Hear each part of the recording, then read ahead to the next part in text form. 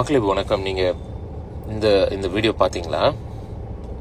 உதயநிதி ஸ்டாலின் அவர்கள் பேசினது கேட்டீங்களா? அவருக்கு இருக்கக்கூடிய ஒரே கவலை என்ன? திமுக மேல என்ன பொய் வழக்கு போடலாம், என்ன பொய் கேஸ் போடலாம்.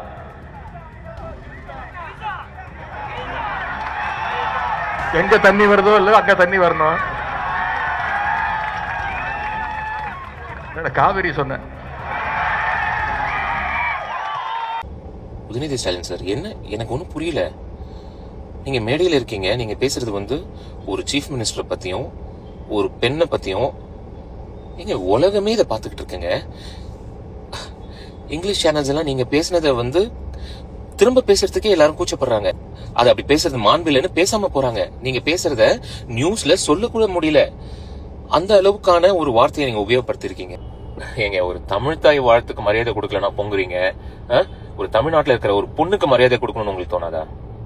ஏங்க, அதுவும் எனக்கு புரியல.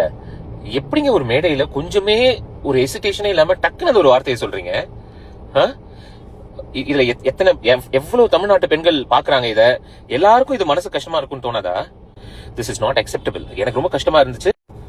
உங்க கட்சியில இருக்கிற வேற யாராவது பேசியிருந்தா கூட பரவாயில்லைங்க.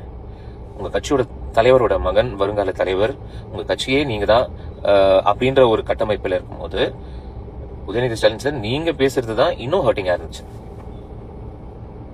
இது கரெக்டா தப்பான்னு எனக்கு எல்லாரும் உடனே முட்டு கொடுத்துட்டு வருவீங்க.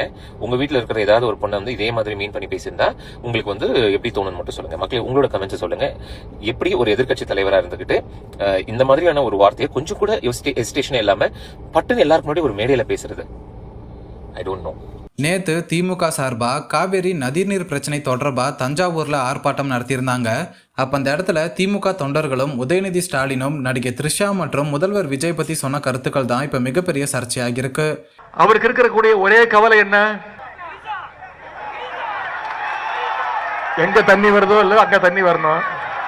காவிரி சொன்ன அந்த வகையில் உதயநிதி ஸ்டாலின் மேலே வழக்கு பதிவு செஞ்சு இன்னைக்கு நீலாங்கரையில் இருக்கிற அவரோட வீட்டில் வச்சு கைது பண்ணியிருக்காங்க.